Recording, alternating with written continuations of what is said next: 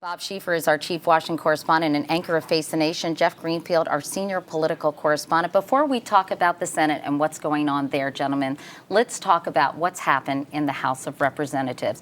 A major victory for Republicans tonight. And the question is not will they regain control, but by how many seats will they regain control, Bob? Well, I mean, the Republicans said from the beginning this was not an election about them. It was a referendum on Barack Obama. And it turns out they're probably right. I mean, voters that went to the polls tonight sent a message to Barack Obama. Most of the people who voted tonight voted and said they did not approve of Barack Obama. Most of the people who voted tonight overwhelmingly said the economy was the big problem. This was not just a referendum of Barack Obama. It was really kind of a reputing Barack Obama when you come right down to it. He said he was going to change things, and he didn't. Whether he could have or not, that's another question.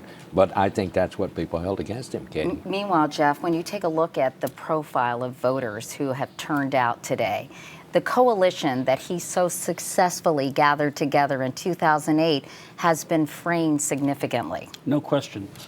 Women that went overwhelmingly for Obama in 2008 are splitting their votes evenly, and since men are going heavily Republican, that tells you where the majority is. Independents that went for Obama by 18 points 2 years ago, they're going heavily for Republicans now. And the dissatisfaction with the economy and the performance of government in the hands of Democrats for the last 2 years, I think is the key to this whole night, and certainly why the Republicans are going to be holding the House. Meanwhile, in the Senate, they've got to run the table because, as we mentioned, the Democrats were able to hold on to Chris Dodd's seat in Connecticut, also that very important West Virginia seat, which was neck and neck with a popular governor, Joe Manchin, running against businessman John Racy, but they held on there. So now with the seats that are left, they've got to get them all, don't they? They do. I mean, holding West Virginia and holding Connecticut for the Democrats may produce what little good news the Democrats have tonight, and that is it's going to be very difficult now for Republicans to take control of the Senate. It looks like now, they haven't done it yet, but it looks like Democrats will hold on to control of the Senate. It'd be hard for Republicans to do it now. So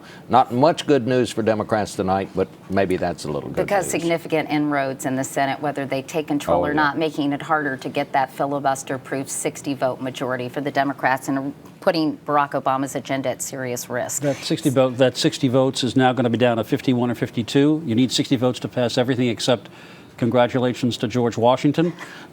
And I don't know how they get anything through the Senate, even with this thin majority.